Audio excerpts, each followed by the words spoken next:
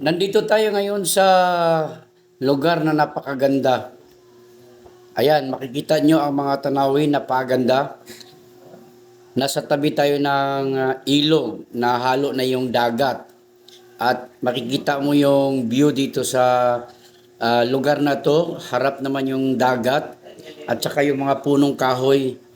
Napakalamig na sumilong dyan at mayroong baywalk na madadaanan dito sa tagiliran ng ilog. Ayan. Ilog ito na halo naman ng dagat pag nag-high tide, halo na siya. So, ayan, makikita mo ang karagatan, napakaganda, napakalinis ang lugar. So, dito naglalakad ang mga tao pag nag-exercise diyan. At makikita mo dito, napakaganda. Pwede ditong maglagay ng tent, maglagay ng mga lamisa, kakain yung mga bata.